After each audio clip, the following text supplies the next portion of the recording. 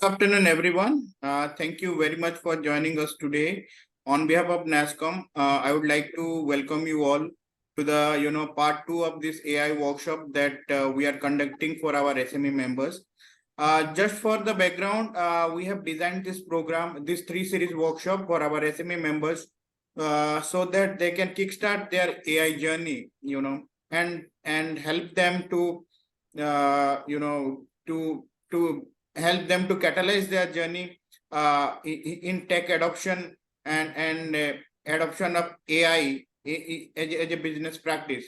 So with that objective, we are glad that we are here again with the with this workshop, which is going to focus on AI project lifecycle management and how to do data management, in that journey. So without wasting much time, I would like to request, our council chair, Mr. Sriram Subramaniam, to do the contest setting and lay out the vision and plan the SME Council have for our members in AI space, and also, how he and tell the members how the council thinks, AI is going to be crucial in coming years. So welcoming you, sir, to take the proceeding forward. Over to you, Sriram, sir. Yeah, thank you, Shaurav. Good afternoon, everyone. So welcome to this exciting session on artificial intelligence. AI is revolutionizing all the industry verticals and society. We as SMEs should look at how we can leverage AI. I am very passionate about AI. In our company, we have invested 5 years back and developed AI product for our customers. Last 5 years, we have invested heavily in this area. Last year in NASSCOM SME Council, continuously I'm talking about AI is very critical for SME community. As a NASSCOM SME chairman, so we are taking a various initiatives we are doing in SME Council. So this year, we have created a special interest group, SIG, focusing only on AI for SME companies. Part of this only, so we have invited Ankit, so he's an expert doing a lot of work in NASSCOM. And so he's going to cover, and one more panelist also going to join shortly. And if you look at, this is very, very important for SMEs. We should accelerate and adapt SMEs in AI area. It is a game changer for us. And if you are not moving fast, so it is going to disrupt in big way. So it is SMEs, again and again, I'm repeating, SMEs, you have to start focusing. So implementing AI, not only for the customers, maybe a little later, I'll talk about how we can do that. And from SME Council, one is training program, we are organizing workshop, we are doing 3-part series, this is the second part we are doing. So a lot more framework we are going to roll out. So a lot of initiatives we are looking at in SME Council. Just want to quote from Ray Kurzweil, he's talked about AI will reach and exceed human level by 2029. AI will reach and exceed human level by 2029. So there are a lot of opportunities are available in AI area. So I am bifurcating into 2 areas. One is AI for internal facing AI applications. Second one is external facing AI application or AI products. 2 parts. One is internal focus. Second one is external focus. So normally when you are going to the customers for business and all, they'll be asking experience, exposure, have you done any projects? So it's better. So we do internally, we can apply for various areas. So in case you are a BPM company, tech company, product company, various areas you can do. Improve your internal efficiency in case you are a BPM companies. So a lot of production activities are happening. So you can implement for automation. So second one for reduce cost we can do. Enhance customer experience we can do. Chatbot and other things we can implement. There are so many areas, all functions we can implement, not only in the production area, whether it is a finance function, HR function, or sales and marketing function, all the areas we can do. Maybe we should start with internally more and more, and we'll get a richer experience, and we can go to the customers, external customers. External customers, we can do various AI-related services we can do. or you can develop your own products and go to the customers as well. There are so many verticals are there. So we can, whatever your industry verticals, you can start focusing and then you can start adapting. So my approach is start initially focusing on internally, get the experience and implement. Then with that framework and the experience and case studies, you can go to customers and then you can pitch in for more business. Again, this is a way, so we can look at and approaching the AI. Currently, I am seeing a big AI wave. I strongly recommend that SME should be in any big wave, any wave we should be there. It's a big wave, as it is easier to succeed because we are in the wave, so it's easier to succeed. It is a new for us, or big companies also, it's a new for them also. So I am seeing currently a big AI wave. So all SMEs should leverage the AI wave to grow your business. Again, I want to quote Peter Diamond as said, is a mega predictor. There will be two kind of companies at the end of this decade. Those who are fully utilizing AI and those who are out of business. So again, I'll repeat, there are two kinds of companies at the end of this decade. Those who are fully utilizing AI and those who are out of business. So thank you. Over to you, Ankit. Thank you, Shriram. Very well said. I will say, I think, and very good, probably premises set.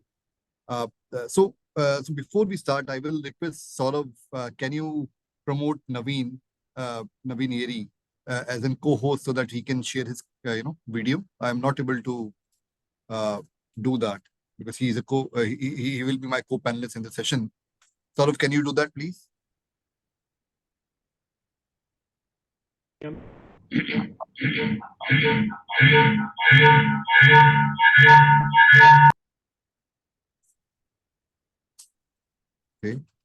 I guess some technical glitch. Okay, so we can see Naveen, but I think the so the login is so okay.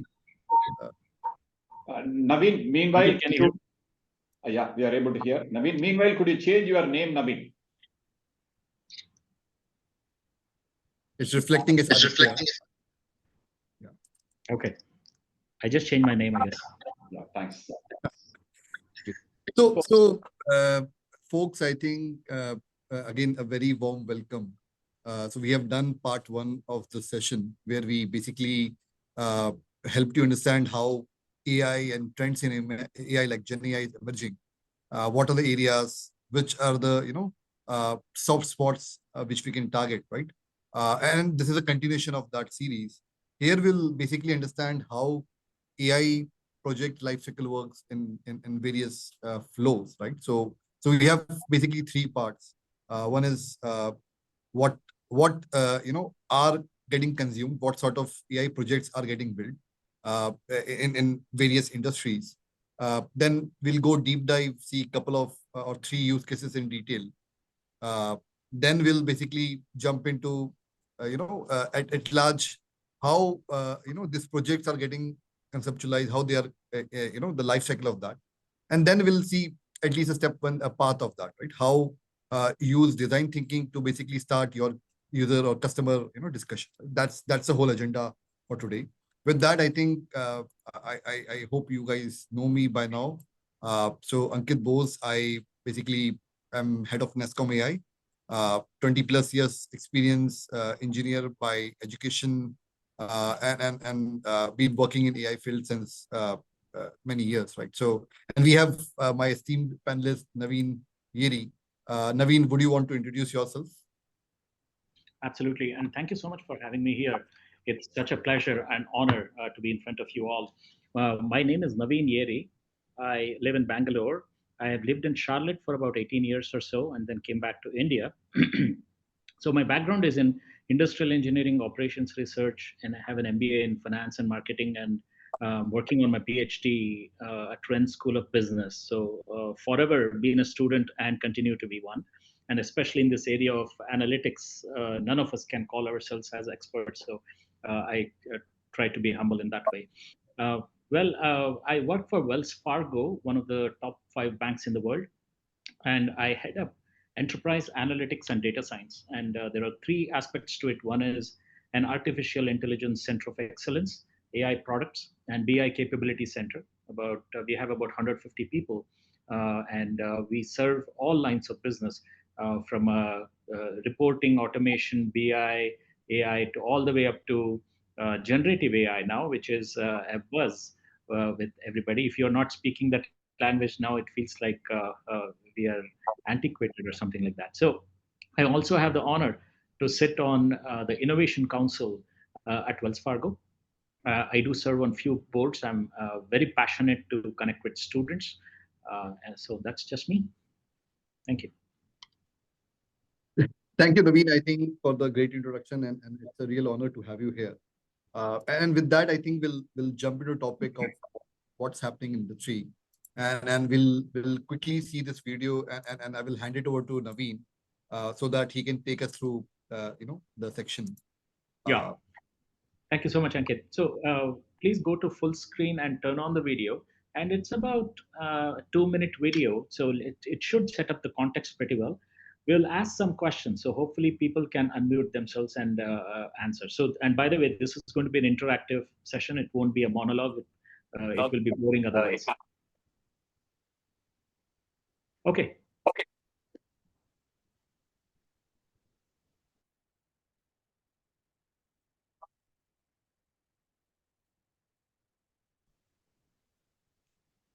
I don't think we can hear the audio. Oh, the audio is not enabled.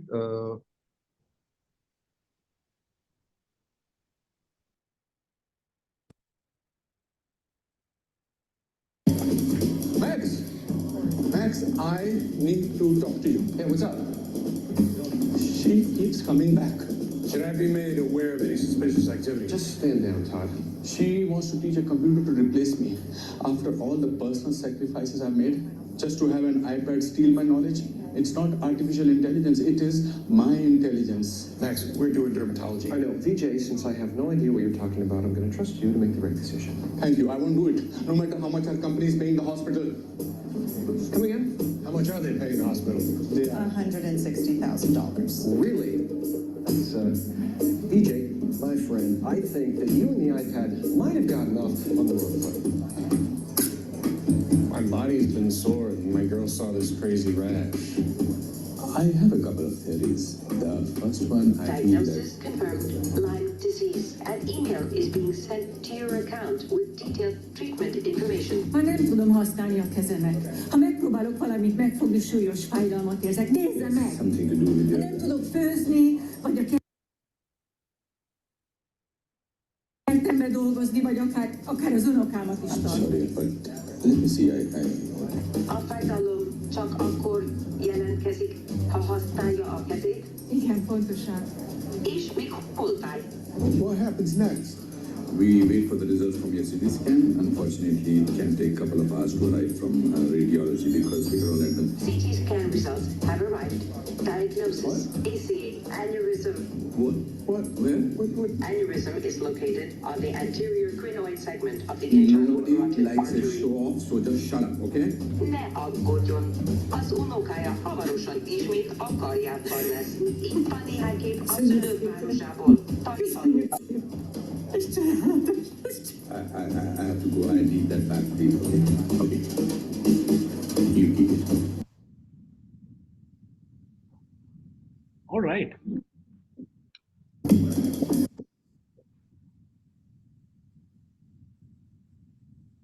Go ahead, Naveen. I guess there was a little bit of lag, at least on my end, but hopefully everyone got the gist out of it. What do people feel about it? If you want to come on the video, and let's stay on the previous slide, please. So let's spend a minute or two in expressing your opinion about what that video told us. I guess the audience cannot mute, but they can put it on chat. Right? Okay. Yeah, let's have some conversation going.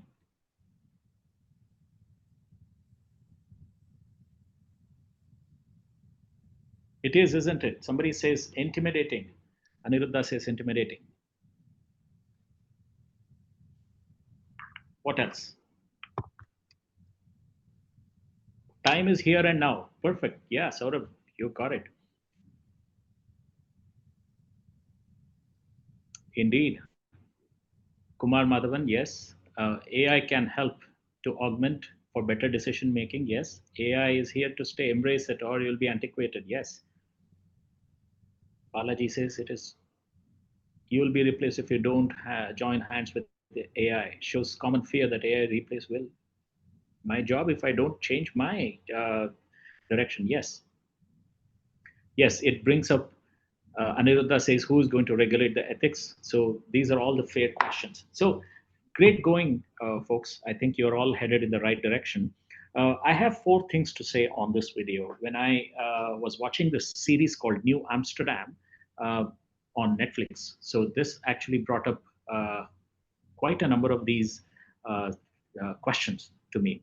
One thing is that the doctor feels threatened or intimidated because he has about 40 years of experience, and this system is not even a kid who has just graduated from the college, and the system knows everything. It can connect with the patients. It can actually open its camera and look at the rashes and figure out what it is. It can connect with many patients with many who speak many languages that this doctor doesn't understand. It's able to comprehend all of this analysis. And the wow moment for me was this doctor says that, look, I'm waiting for CT scan results. It is constantly learning and it says scan results are on. So let me bring it all together. So all of this tells us that decision making is being fast forwarded. As humans, we have to open up our all 6 senses and be in tune with whether it is data, technology, or outside in views, or we need to know our business domain, what have you, and march with it, right? So the initial feeling that the doctor felt, and however unemotional they are trained to be, the doctor is emotional because something, the bigger force feels like it has taken over, right? Um, and most of the time in this video, it is shown as relevant, but machines are not relevant all the time. It cannot be perfect. Neither are humans. But we have to make sure, as humans, we need to make sure that the decisions are relevant, ethical, and when designing these systems, we need to make sure that the human is in the loop. So these are some introductory comments that I had with the video. Hopefully you all can resonate with the work we do. So let's go to the next slide.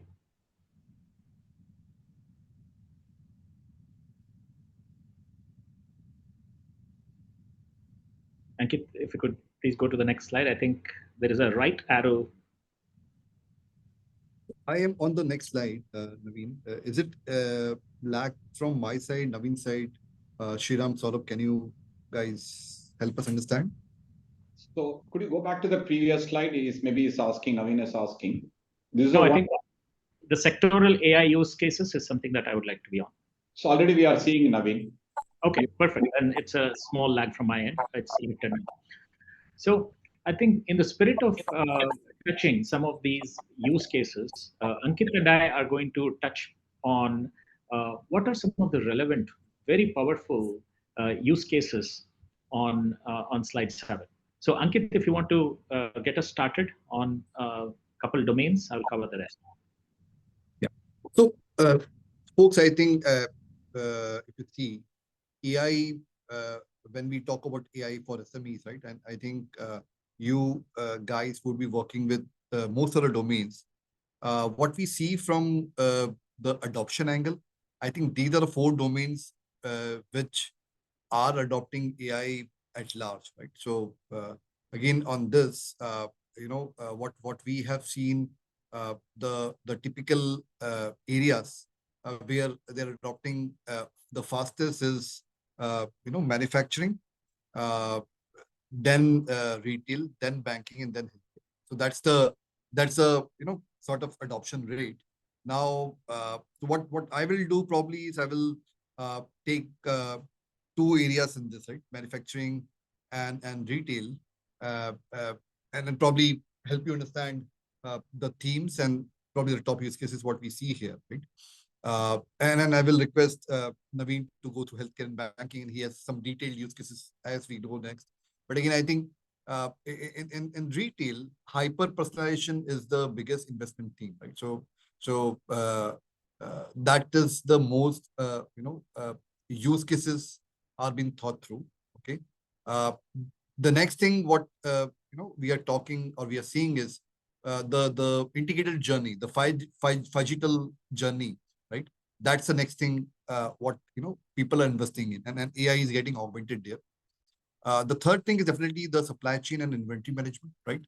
Because that brings that the efficiency in the whole system. So these are top three investment themes. Then again, just related to that, the use cases what we see getting built is again real-time price optimization, personalized recommendation. Again, this ties back to the hyper personalization theme, and definitely the demand prediction.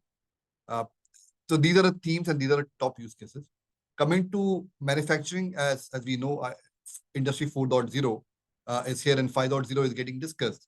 So and definitely 5G, enterprise 5G deployments have started at large, right? So if you see, I think a lot of investments are happening on this area. At the same time, a lot of AI is getting enabled and deployed here. So again, QC has been a perennial problem, right? So they want to always go to the Six Sigma and increase as much as possible.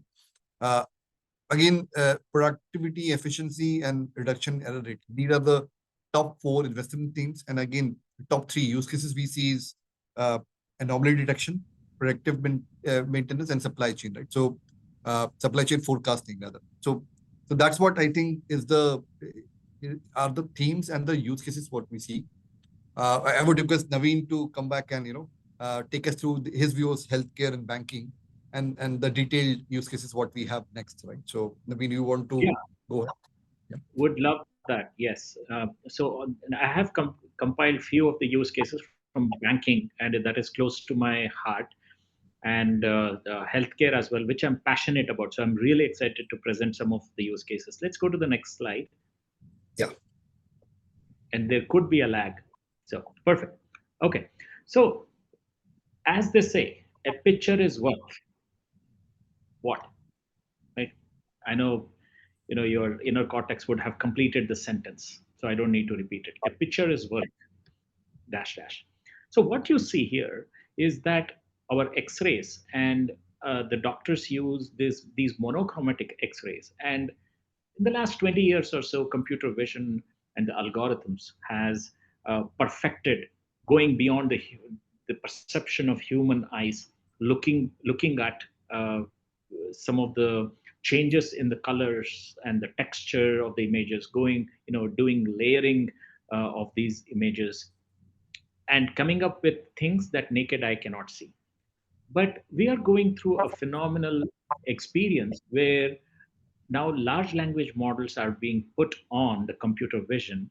And there are 2 images that you see here. On the left side, the doctor asks, is the pulmonary edema present? And the bot says, yes, where is it?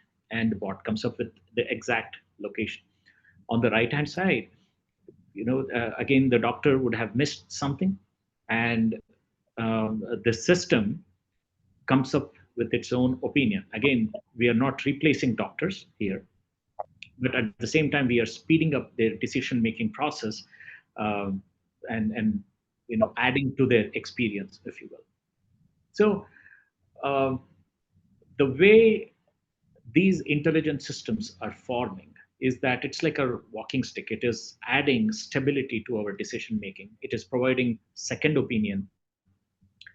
And the way these things happen in the background is that if you go to the next slide, there is a nice visual that shows how these images go through the image encoders, and the activation functions get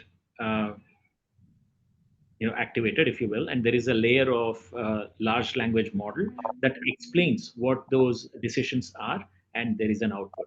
And in the search bar, you see that these are interactive questions. I'm sure you would have interacted with the large language models powered by Chat GPT or Perplexity or what have you. Nowadays, there are a number of these interactive systems that have come about. And the power is in blending these and bringing it forward. So I thought that using these images, I wanted to bring one example, which is around images. So that's hence the caption, a picture is worth. All right, let's go on to the next slide.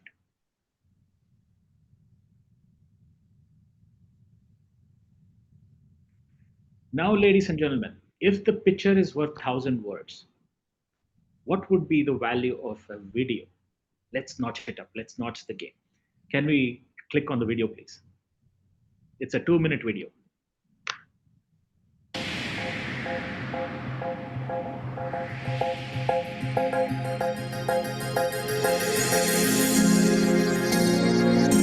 The purpose of the DREAMS project is to research the feasibility and clinical potential of an immersive virtual reality system in reducing the occurrence of delirium among ICU patients. So delirium is a sudden and serious change in a person's mental abilities. We know that it is associated with a higher risk of dying in hospital, but more importantly, even when you leave home, patients who develop delirium during hospital stay are more likely to develop long-term cognitive decline. DREAMS VR app provides a relaxing and immersive experience, such as meditation or breath control exercises, all performed inside a virtual reality immersive environment. Our hypothesis is that DREAMS will be able to reduce the occurrence and duration of delirium through the reduction of risk factors in ICU patients.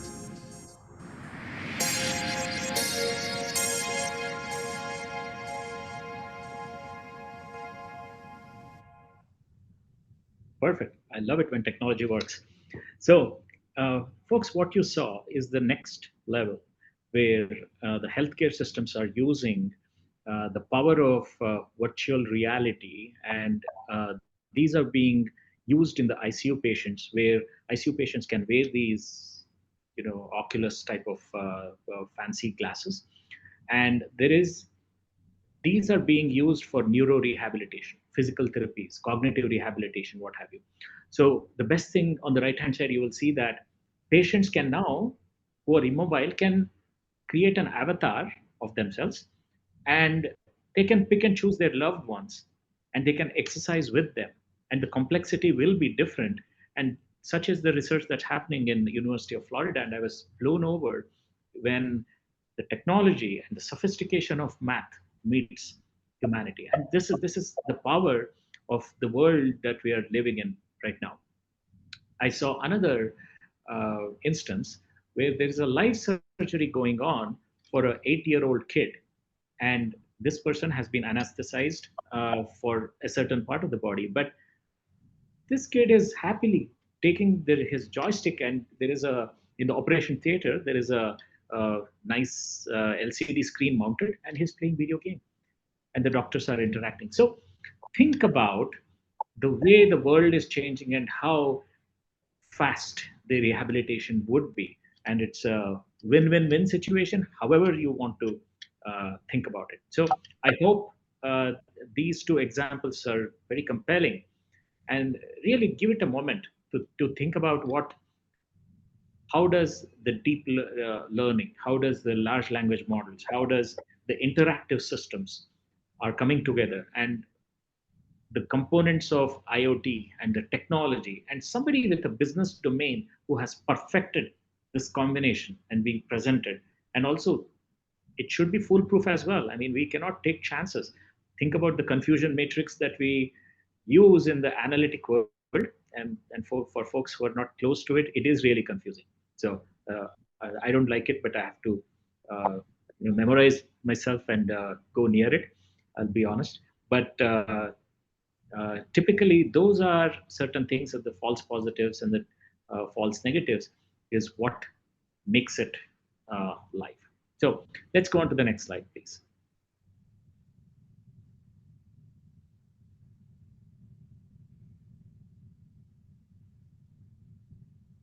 There's a bit of lag, so thanks for your patience. Okay, so I was looking at the banking slides. Maybe let's go on to the next one, Ankit. The Ford blocker. Yes, this is the one. So, folks, I call this as a generative AI rainbow. The reason it's a rainbow is because on one hand, I am getting a little bit of feedback. Folks, go on mute, please. Okay, so the reason I call it a rainbow is because the industry has matured enough from the left-hand side to the right-hand side, and whether we, let's start with classification, prediction, summarization, and generation from left to right. As you go from the left to right, it's more difficult from a computation standpoint, from a sophistication, explainability, reproducibility, and so on. So that's the reason I have given this as the color of a rainbow, if you will. So let's think about classification, and I will give some examples in the financial sector.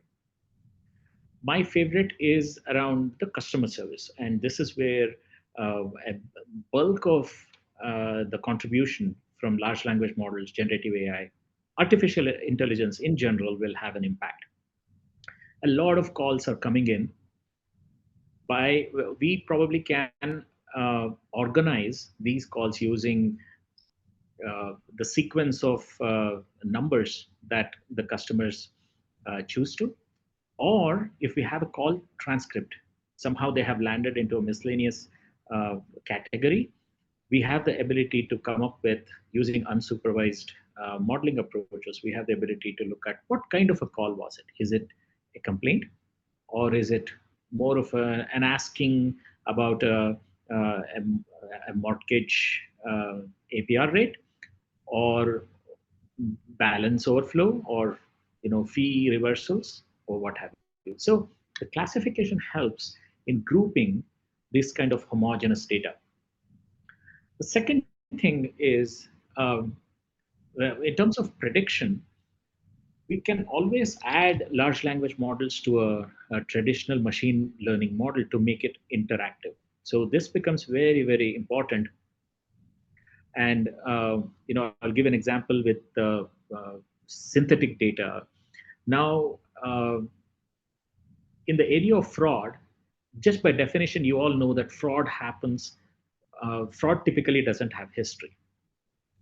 So, which means that analytics cannot depend on the very scanty data, because when you compare it with the event versus non-event, there are very, very few events, very few fraud events that has happened. And the reason we call it as a fraud, because the fraudsters wants to surprise us by creating new forms of patterns or approaches. By using synthetic data, what we can do, and we have been able to think in that direction, is that we can create fraud cases in a laboratory environment and help it mimic the reality, and then we can be more proactive. So we mimic we create thieves, and we become the police as well. So synthetic data has this is where these approaches get powered by large language models quite heavily. I'll go a little faster. Summarization, and this probably is the biggest wow factor after the large language models have come in the last 3 years or so, and especially from November last year when ChatGPT created that revolution. We have a number of documents in general in the financial sector, whether it's policies, procedures, that run 400 pages, 500, 900 pages long. And the agents or who refer to it, they do spend a lot of time. And when you call any 1-800 numbers, if they put you on hold and say that sir, madam, we will get back to you. Please give us a few minutes. That's what they're doing. They are searching enormous amount of documents. So the summarization piece can readily help through a question answer mechanism to help them get to the answer fast, that is customized for Sriram or Ankit or Naveen very differently, because all of our problems are different. Why should there be one single solution for all of these, right? So that's fantastic. This is another favorite example of mine. I'm sure if I were to ask you, how many of you, as you enter a website, how many of you have read the disclosures, or I have read the fine print or something, and none of you would have read these pages, right? But is it important to read those disclosures and fine print in this day and age? Yes, it should be.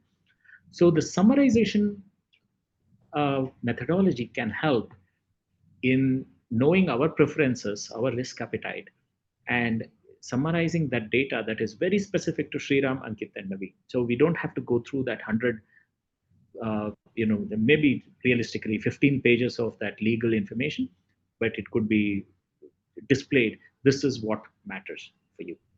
And I will touch on generation and hand it back to Ankit. Generation of text, code, images, video is going to be the future. As a bank, we do generate very formal documents to either say something or disclose something to our customers. In the future, there can be customized generation of these documents, whether it is audit reports, regulatory reports. Those are some of the things that can help us, and legal documents as well. So the generation of these would help the community at large. I have a small picture out there on the right bottom. You will see that that's an AI generated painting. And I also saw in one of the Gartner reports that by 2030, our favorite Bollywood will have one blockbuster movie that's completely generated by artificial intelligence. So that's where we are headed. And again, summarization piece, thank you. So summarization piece, I had another example to quote. I'm not sure whether it was Jio or Airtel, and this was the the movie channels. They had an entire movie in 15 minutes, and I think YouTube should have it as well. You should all search. You can watch an entire 3-hour movie within 15 minutes, including the fights, the romance, the breakups, the tension, the climax, everything.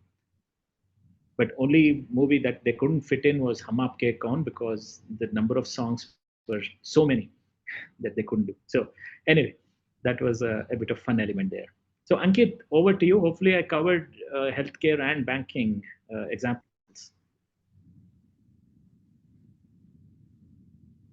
Yes, Naveen, I think thank you for that deep dive, right? So I think, friends, the idea what we had was, we show you the landscape, the top industries, top themes, top, use cases getting built.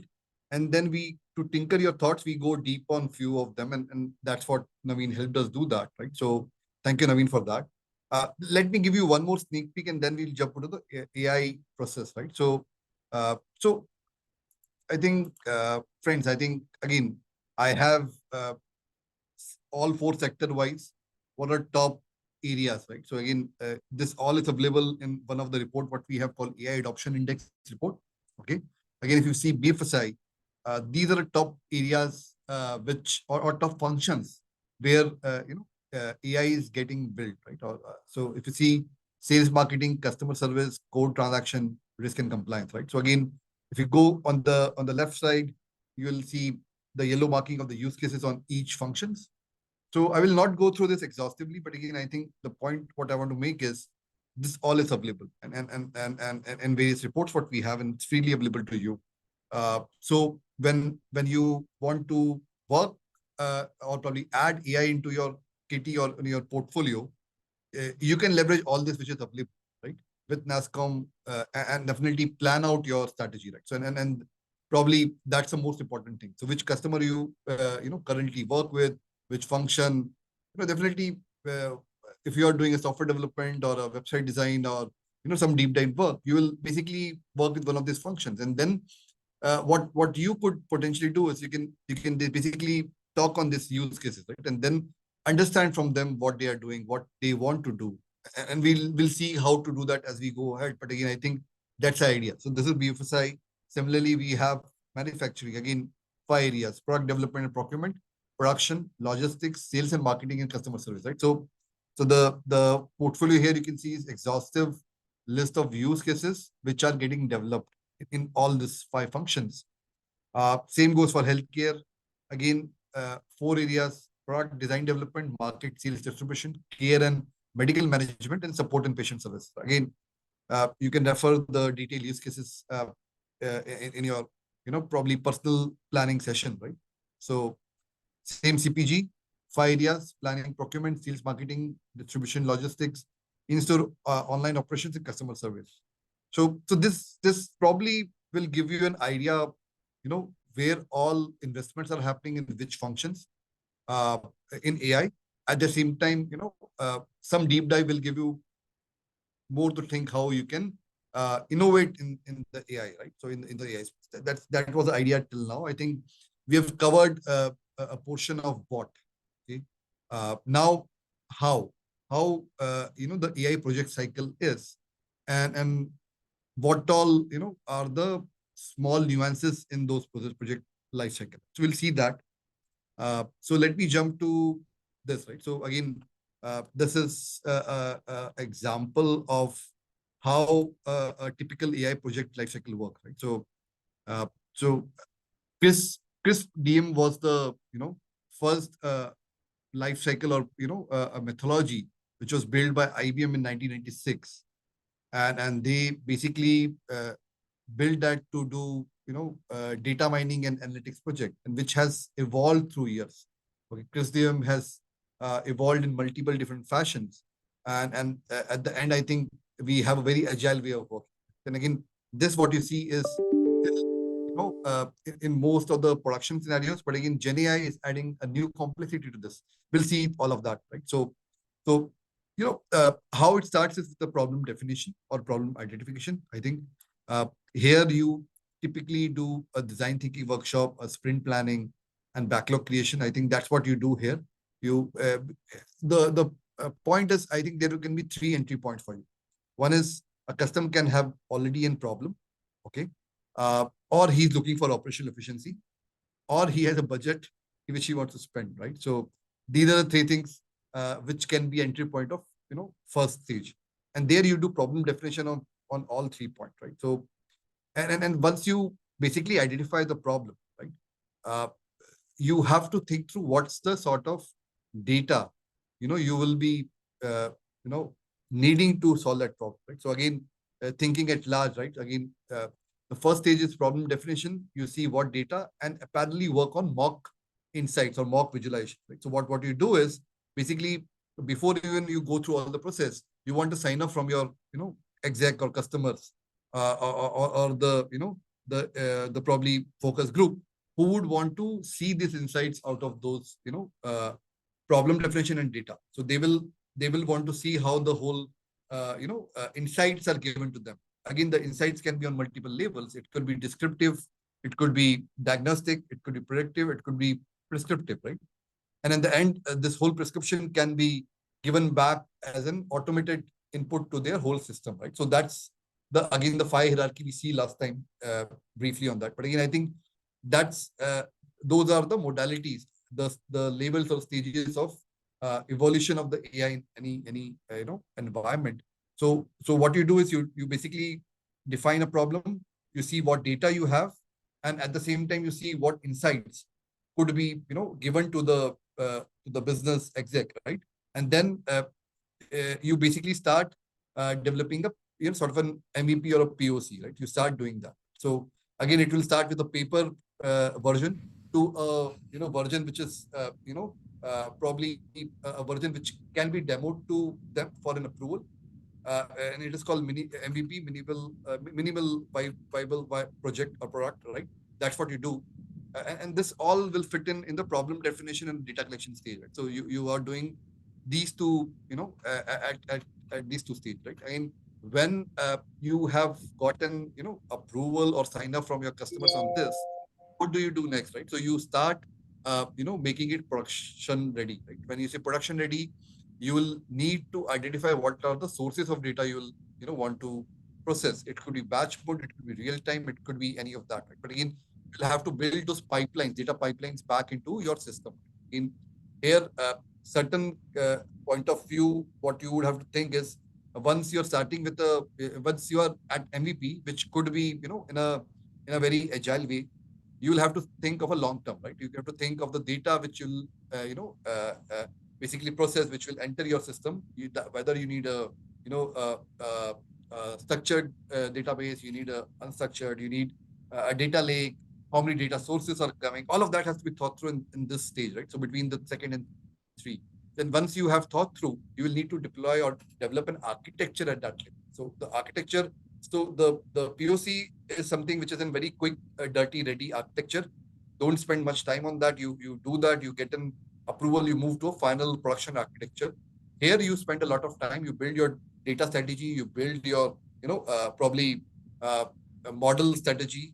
Again, I will come to model, but again, I think typically single model will not work. You might have to have multiple models, have to play with that, right? So again, that is what you will do. And then you will also have a visualization strategy. Now, visuals can be a dashboard, it could be a report, it could be a dashboard which is refreshing at a daily rate, it could be refreshing at a minute.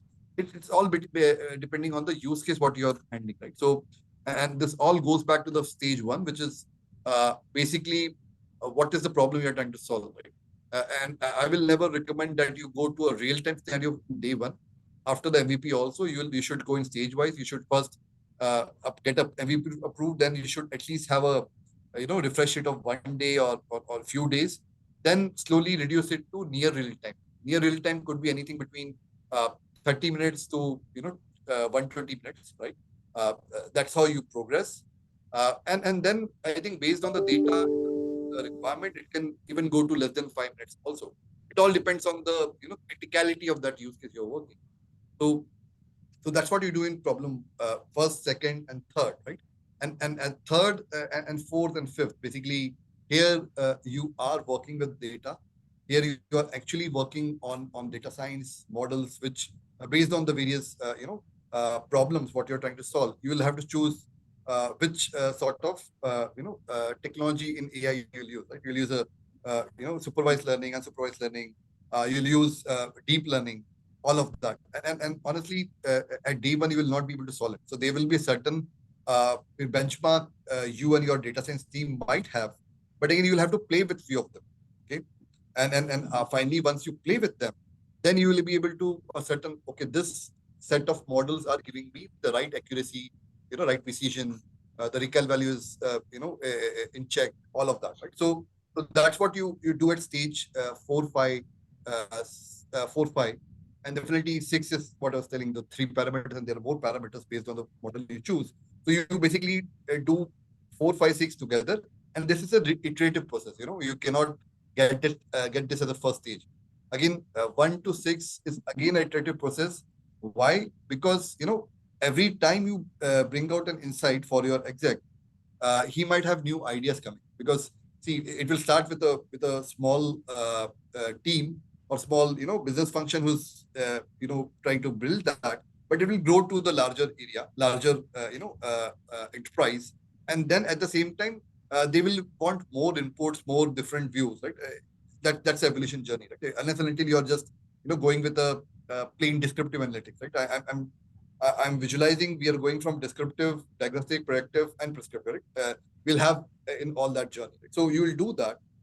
So once you're at 6, you have final insight drawn from your data based on your execs probably wish and their probably requirement. Then you finally deploy that in production. Again, that also you'll have to go through you'll have to go through various processes of UAT. Again, that whole UAT has to run through various stages, which is typical, testing methodology. But again, I think you'll have to do that right at that stage. And once this is done, you'll have a AI project which is conceptualized and deployed. Right now, this what you see here is basically one go. But again, I think in AI and data, nothing is permanent. Right? So the insights required will change. The requirement will change. The data will change. The data, the type of data, not type, basically the quality of data will change, right? So you would need a rehash based on your use case data, the need of the customer.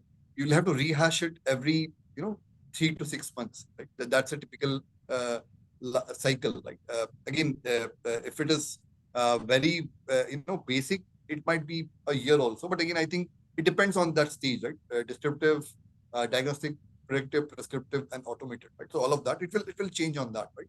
But again, I think you will have to keep an eye on that if there's a drift happening or all of that. Right? Again, that will fall into periphery of model ops. Right. So again, that's a probably process, or that's an technology apply once your product or probably AI product or AI project is in production. Then you parallelly work on the model of layer, where you will work on the versioning, the scalability. Now you're testing with probably a set of current business users. You'll expand from 100 to 1,000, 10,000, lakh of users. Then you will go to multi-city. You'll go to multi-geo. Probably you're in India or ISA geo, or probably you're in probably Hungary or Germany geo. You might want to go to Europe. You might want to take it to US, APAC, all of that. So that's how that will work, the scalability. Then you'll have to do continuous monitoring of that. Monitoring of what? Drift detection, any sort of changes happening, right? And you'll have to continuously train it, right, as you go ahead, right? Again, always there might be surges happening of the need, right? So again, you might have 10 users using it. Suddenly there will be 20, 30 users based on the customer's, business model, right? If it's you're working with a customer for a retail customer, right? On certain cycles of the year, they will have a surge. And they will need this more. Right? So all that has to be handled at model of layer. And model ops is not just a last, right? So again, this the current AI project what you've deployed, which is in production, which will scale, which might be for a single function. How can you enable that and integrate that with other functions, right? So how can that be democratized for the whole various functions or various business units in that enterprise? You have to think of that, right? So you do that, and then your use cases will increase, right? So you started with use case A, but when you probably expand it to unit B, unit 2, you will have use case A plus B plus C, right? And then that's how the whole process will grow, right? And I think it's a very engaging process, and it's a very interesting process where you definitely have to be engaged with the customer, and the life cycle can go for long, but again, definitely very worthwhile, and it definitely will give you a lot of opportunities for business in the whole life cycle. So again, the last stage, again, it's not a last stage, but again, I think the overall stage is monitoring and maintenance of the whole flow. Again, iterating, having adaptive planning. Again, adaptive planning is again increasing multi unit. Again, doing performance training of the whole thing. So typically, this is the life cycle or AI life cycle of any project, and how you could see it and work on it with your customers, right? So I'll take a pause, okay, and I will request my friend Naveen here to come and give his inputs and suggestions on this. Yeah, absolutely. So think about this as a generic framework. You may not be able to take these 7 steps and templatize it across various domains or sectors. It could be a 11-step process. It could be an 18-step process for somebody else. So this is at a very generic level. And also, this works very well for artificial intelligence. But with the generative AI, some of this will change. So I just want to spend a minute or two. If you were to think about these boxes having lights, which one of them will light up? I want to pick up a few boxes there. Let's start with number one, problem definition. It's a very, very important phase to align with the metrics or the goal, what you want to achieve. Most business partners that I work with have this attitude, and we try to coach them that just because you have a hammer, you start looking for nails, and that shouldn't be the case. Just because Gen AI is something, large language models is something out there, we start thinking about it from that lens, and that's true for AI as well. Some things could just use really the power of pivot tables and Excel, and now Microsoft is coming up with Copilot. Well, that could be an answer, absolutely. Number one. Let's go to number two, data collection. All of this steps assumes that the data is ready and the data is getting refreshed from a traditional, databases supplying with data into these model pathways. But think about generative AI, which means the data is getting generated on the fly. And we, as an ecosystem, whether it's academia or the industry or whoever is doing in the startup world or students or whoever, we haven't perfected that. If machine is generating data, how will you orchestrate it, right? How will you bring it into your data governance process? How will you put it in the right schema? How will you have the right lineage? How will you have the metadata around it? So that's absolutely important to know how you would collect data. So I would say that there should be a link from step 6 or 7 to data collection. There should be an arrow mark when we think about generative AI. So that's another evolution. The third point I would like to make is that there is an emphasis on research and innovation. It was important until this point in time, but now it becomes even more important. You may go back to your teams which have put in their sweat, and they might have come up with long hours, come up with 20 lines of code. 3 months from now, I can guarantee you, whether it's GitHub or Kaggle or any of the Hugging Face libraries, they will have just one line that will replace. Excuse me. Can you read the next slide?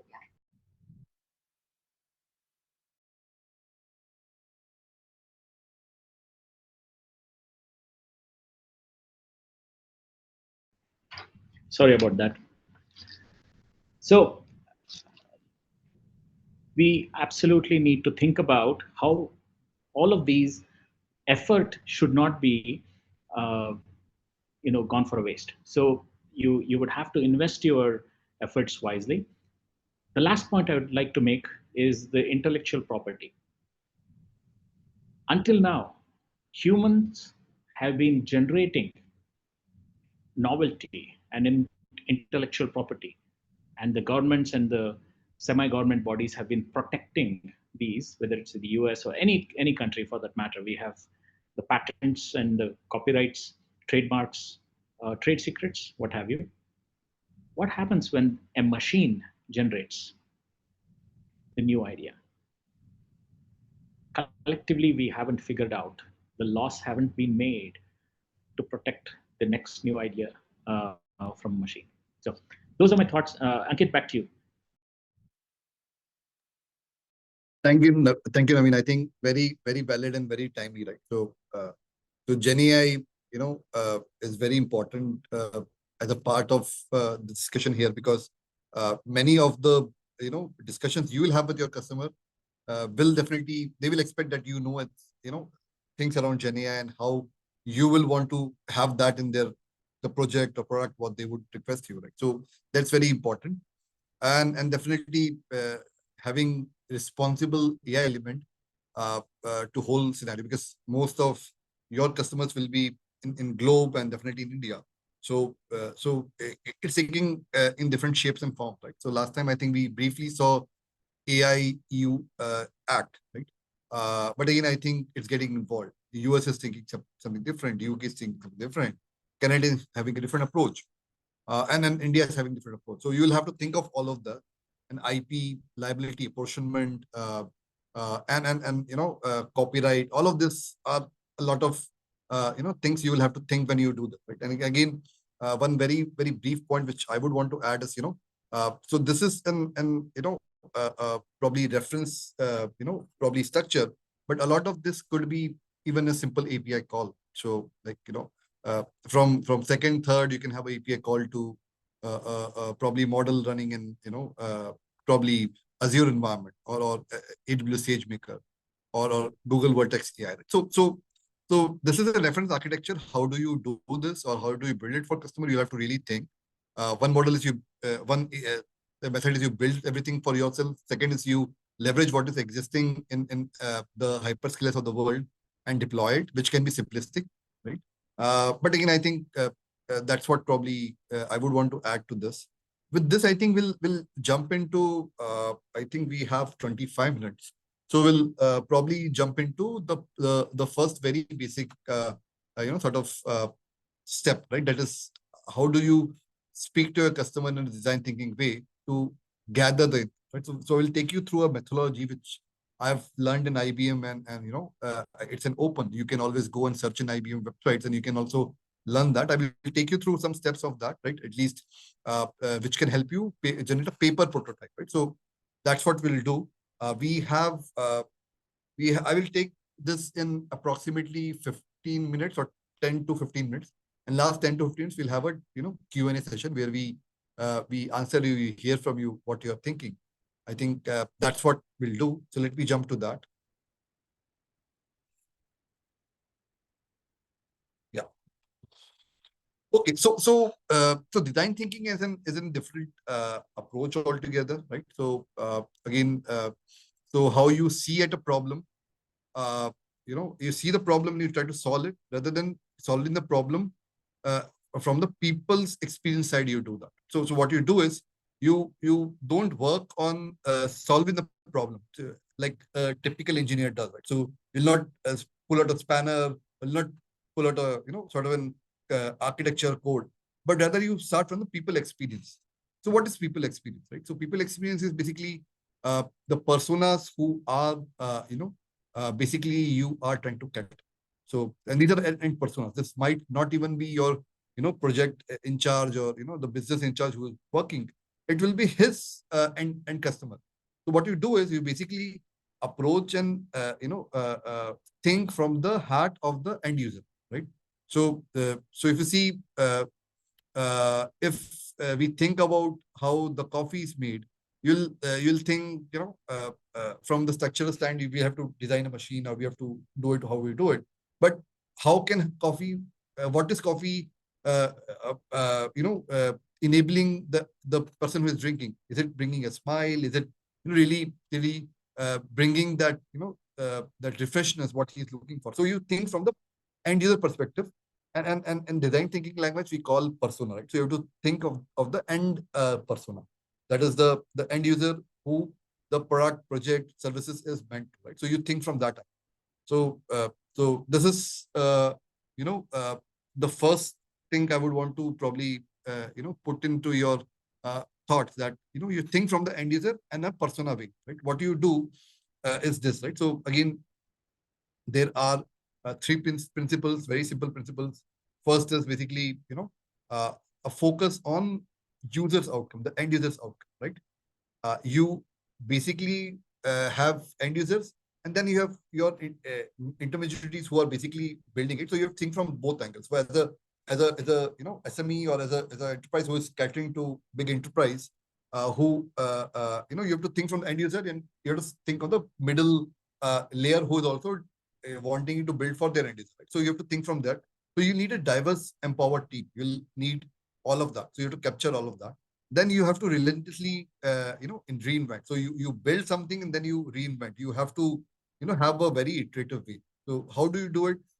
The loop is first observe, second is reflect, third is make. Right. So today we'll focus on the observe part. Right. So reflect and make is the next step. But again, I think how do you observe? How do you, do that? And I think we'll not use these terminologies today, the Hills playback and sponsored users. But again, I think that is what you use at Reflect and Big Stage, right? So this is a very evolved or probably very well utilized methodology in many enterprises. The three principles, the loop, and the key, right? And what we'll see here today is the 7th step, right? So the 7th step is what is the thing from the persona perspective? Who is the persona? Ideate on a big idea, develop a persona empathy map, right? Then the first step of that is, out of that, you develop a need statement of that, right? What is the need statement? Again, need statement could be very different what you think versus what the end persona's need statement could be. And then you think of how the data mapping can be done on that. What could be the experience-based roadmap? How can you enhance that? And what could be a final paper prototype, right? So that's what I will take you through in next few minutes, right? So again, your end persona can be the end user, which is actually utilizing your service or product, or it could be the intermediate CIO, AI implementation team in your customer's environment. Right? So you have to think from both angles. So you basically put out all end personas and the intermediate personas you'll have. You build a very diverse persona, mapping.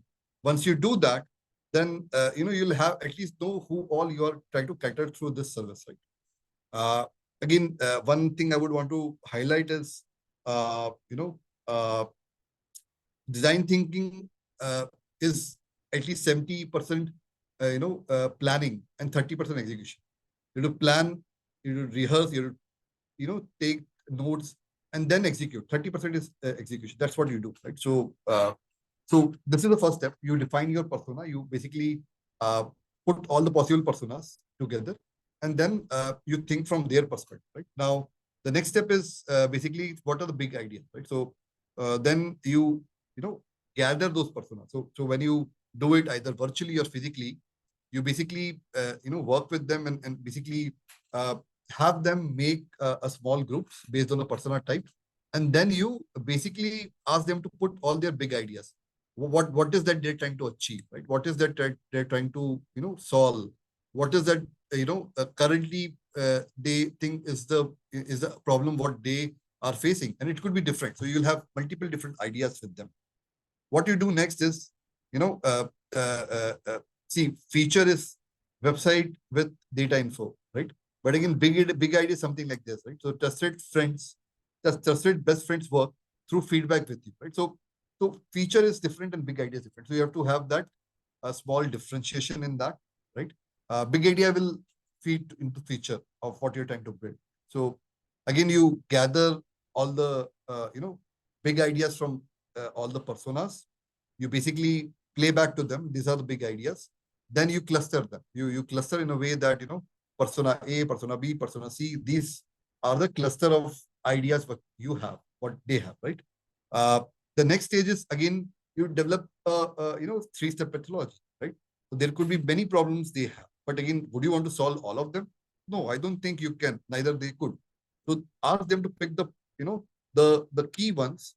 What I do is I ask them to pick the top 3 ones, right? You pick top 3 ones, and then basically you say pick one which we should solve immediately, right? You do that. So and then you have secondary, tertiary. So you have a set of issues what you would want to solve. Right? So you do that. Then again, what you do is you try to build an empathy map for them. Once you have one big idea identified which you and your customers would want to work, what you would do is you basically will basically work on that one big idea and create an empathy map. Empathy map is basically that persona, what he feels on these 4 areas, what he says, what he does, what he thinks, and what he feels, right? So they have to basically work with the persona type and identify all of these, right? So again, a lot of things will not come directly from him. It will come in a discussion with him and his team around him. But again, that's what you have to build. Once you have that, what do you do next, right? So again, you build this empathy maps for them. Then you pick that single use case or issue or problem statement, and then you create a a need statement for that. So the user A or you know, the marketer who is building, marketing campaigns for this retail product, right? That's a user. So you say the user, the marketer needs a way to dash so that he can attain this. Right? So you develop a very clear need statement. Again, this will go through iteration. I will request you think on this, and this has to be very clear. Once you clearly define a need statement, then you can work on the next stage, basically, how to solve it. Right? Again, it will go through iteration, and you have to ask him, is this really a need statement? Okay, and these are certain bad examples, right? So, but again, the good examples are like this, right? So, ABC needs a way to better manage her client changing business requirements so that she can spend her whatever. Like, so you have to very clear and do that. Once you do that, then you basically create a data map, right? So again, so right now you've identified a use case, you identified the empathy, you identified what sort of need statement they have. Then you see what data you have, what data they have. Again, you have to divide in the 6-9 categories. What data is publicly available, what is privately available, and what is available to the user. Again, you go with what they have, what they would need, they would want to buy, and what is nice to have, right? So you define in this matrix. Once you define in this matrix, what you will know is typically what will be the sources of data for you, and what source of sorry, what type of data that is, right? And how will you build your backend integrations with them, right? So whether it's a real-time data, whether it's a batch data, whether it's a data you'll have to scrap from various websites or various documents. So this will give you those ideas. So you have to basically identify the data type, the sources of data, the data refresh rate, all of this here, right? So you do all of this in this step 5 stage. Then again, you build an experience-based roadmap. So you cannot say that you have a problem, I will solve it day one. You have to go in stages, right? So first, definitely you go in stepwise. You solve probably one part of the problem, then second part. You develop a roadmap of that whole use case. You do this in this stage, and this has to be experience-based, right? And experience is not feature. It's basically how you help him, solve his need statement. Okay, so that's what you have to do here. Again, you have to set up short-term and long-term, sort of goals for that use case, right? So what you could help him do immediately, it could be just bringing up a dashboard showing, what sort of, sales, measurements they would want to see. The second could be what could be the predictions they could have next year, and third could be what sort of diagnosis they can do to increase the sales, right?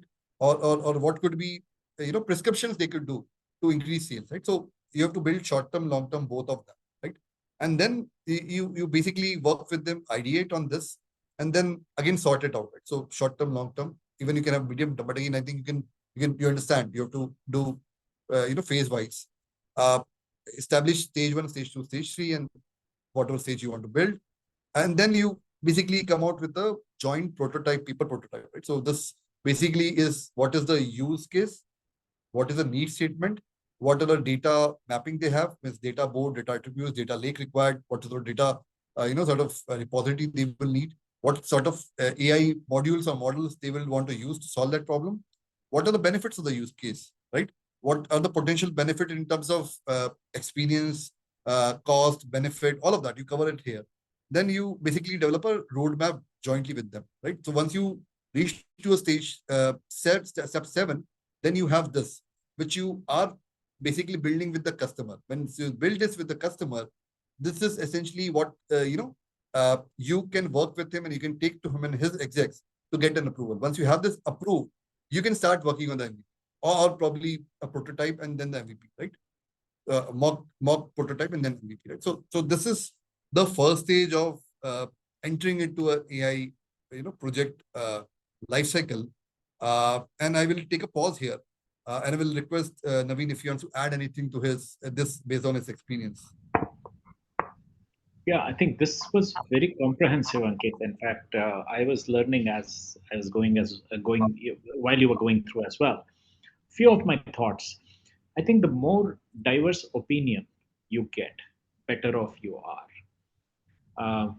In the sense that, especially when we go through the design thinking sessions for our ideation at our company, we force our people to say that, hey, if you were to work for a retail or a healthcare or transportation or travel or hospitality, convenience sector, what have you, how would you approach this problem?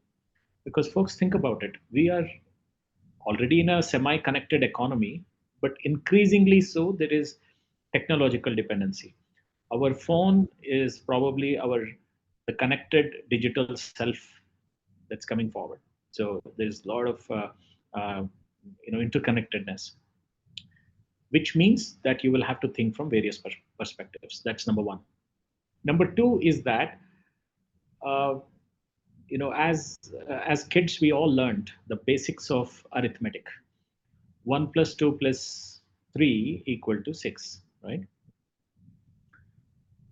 Use that methodology and make your solution architecture additive. The reason is that if you don't think about the mixing the short term and the long term, the concept of obsolescence takes up very, very quickly. And I'll give you an example. A couple of years ago, NLG, the natural language generation, was sort of a very difficult thing to achieve. And there were a number of startups and captives and also some of the think tanks going after it. And that concept alone is sort of skipped now, because the whole concept of large language models and the generative AI has quote unquote taken over.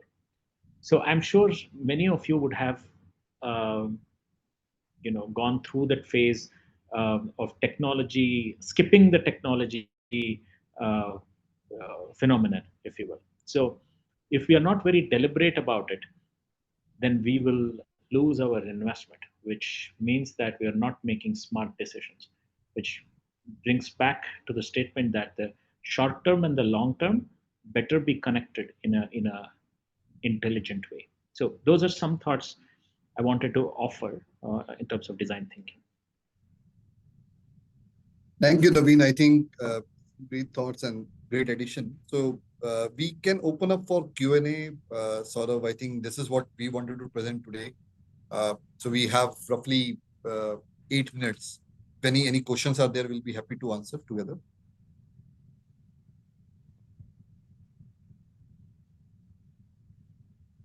So one question directed at me, I will take that.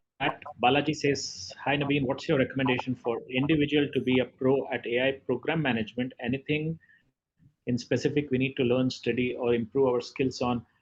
Well, I don't have any advice to be a pro, but we can make a good amount of small bit of efforts to be a little bit dangerous, Balaji.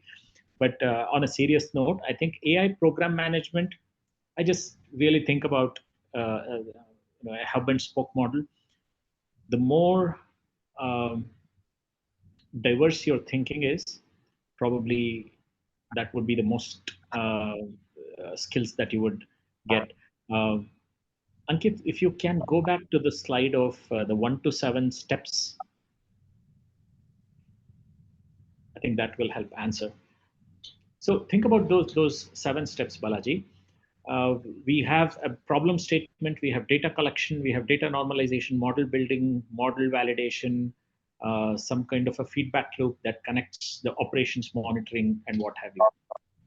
So as a program manager, number one, do you know where things can fail, right?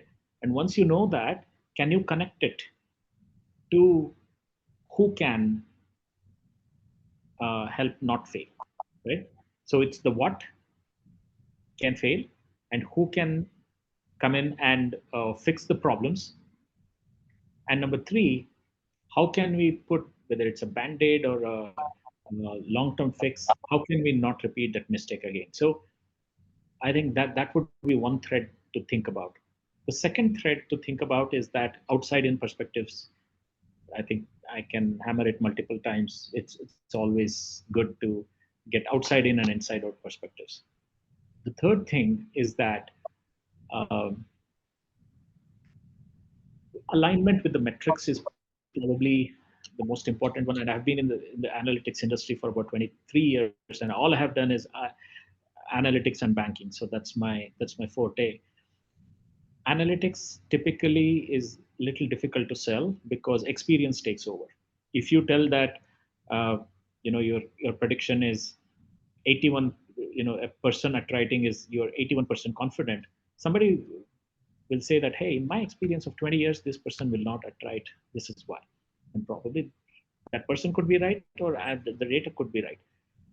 But in the area of artificial intelligence, and especially in the area where there is a lot of data, a lot of parameters, we will have to lean on uh, the models. So my point is that how will you perfect the art of selling, the communication? How can you as a program manager connect the dots between the data, insights, and action? Probably that is absolutely critical. So hopefully I answered the question.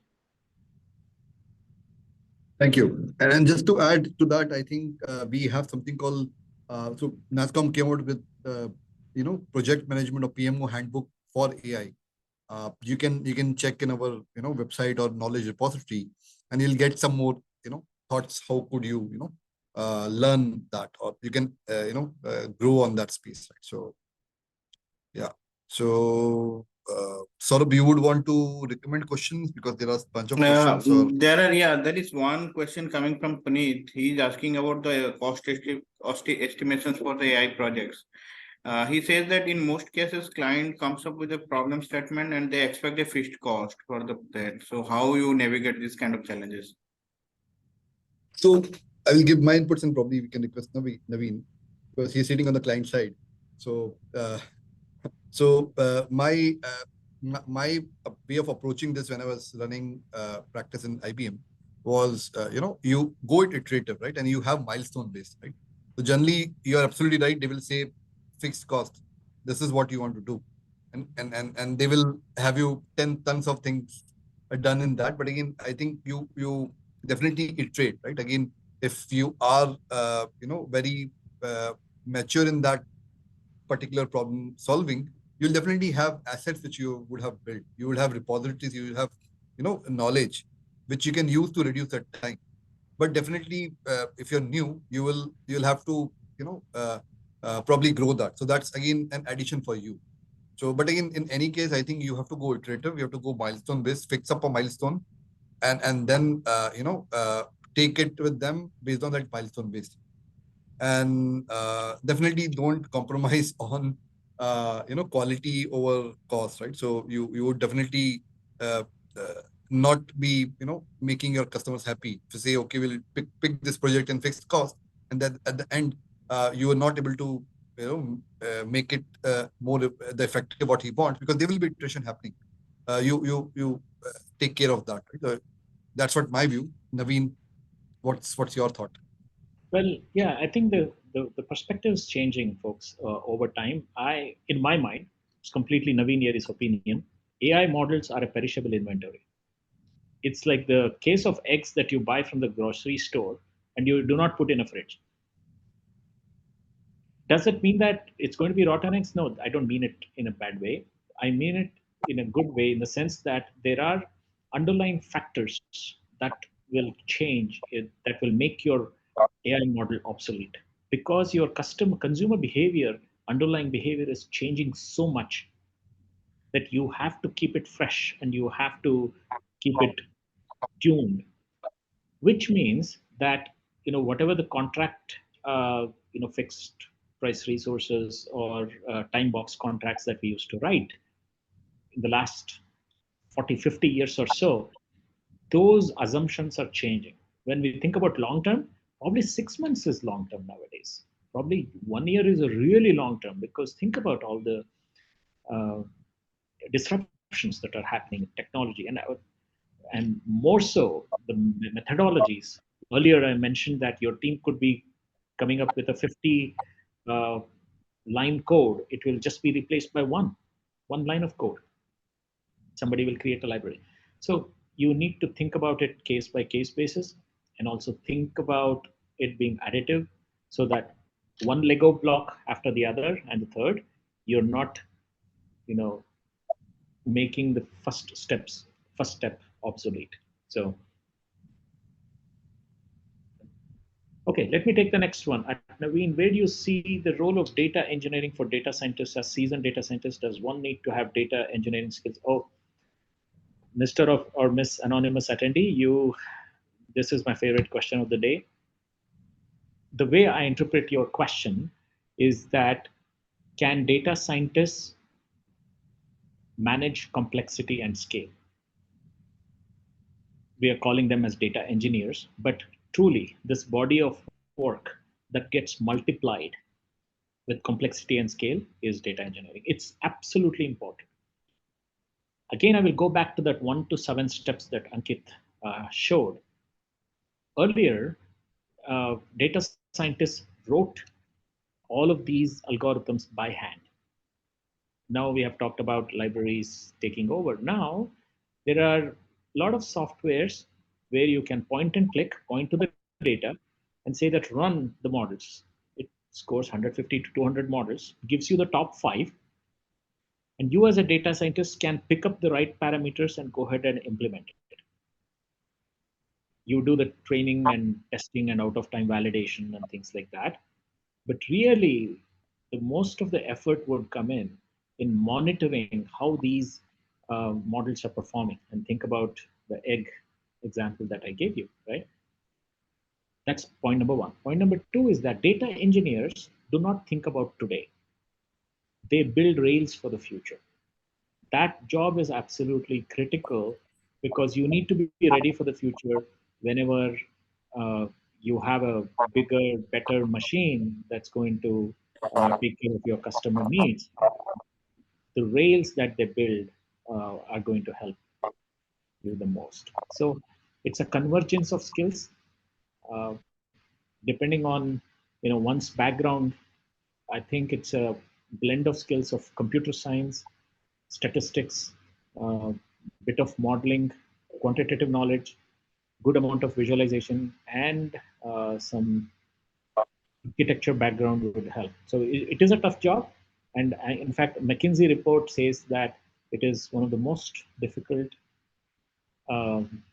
skill set to find in this day and age. So hopefully I answered your question. Nicely put. I think this could be the last question for this session. Binod is asking, what are the other skills one should be focusing on that can complement the AI skills from the project lifecycle management, from that perspective? I think Ankit picked up, and we went through the design thinking framework very, very well today. And I would say that if somebody is very interested, they should take a good month to 2 month course in addition to AI. The second one would be the agile framework and the Scrum thinking, and that will solve a lot of the how piece of it, how you get things done. And this is probably the next thing that I'm going to tell you isn't probably offered anywhere as a course, but it is something as a discipline that one needs to think about. It's the good old process engineering, or thinking about leading by the metrics. Use the numbers, use the data, use dashboards to make sure that your conveyor belt, if your assembly line is working very well. At the end of the day, this is a manufacturing unit. Think about it. There's a conveyor line. There's something coming in that's called data that's getting massaged. You're treating, you're bringing some mathematical methodology to treat the data, perfecting it, putting it in production. You do the same thing over and over again. So to go to the next level, the process engineering mindset should be applied. So agile Scrum, process mindset, along with AI, plus a little bit of data engineering, will be dangerous enough. Yeah, nicely put. Yeah. Thank you, Ankit and Naveen. Thank you very much for your time. and I believe, our audience would have immensely benefited from your expertise and the views coming from the experts like you. Before closing in, I would like to request Sriram sir to do the final words to our audience and what we may be looking forward to in the next session, which could be the last session in this 3-series workshop. Yeah. Thank you, Ankit, and thank you, Naveen. It's very, very useful. Definitely will be beneficial for our SME community because it's a big disruption is going to happen small and medium enterprises. That's why we are proactively doing from SME Council. Thank you so much. Hope you might have picked up some valuable insights from this presentation, discussion, and interaction, especially participants. Only one point I want to share. So let's work together to ensure that AI is used in a responsible, ethical, and beneficial way for all, because it's a very, very critical, because it can be used for productive purpose, it can be used for destructive purpose. So we should use for especially responsible, ethical, and beneficial way for all. That's a point just want to communicate to the entire community. Thank you. Thank you once again, Saurav, for organizing this program. Thank you. Thank you, everyone. Thanks for joining. Thank you. Take care. Thank you. Bye-bye. Take care. Yeah.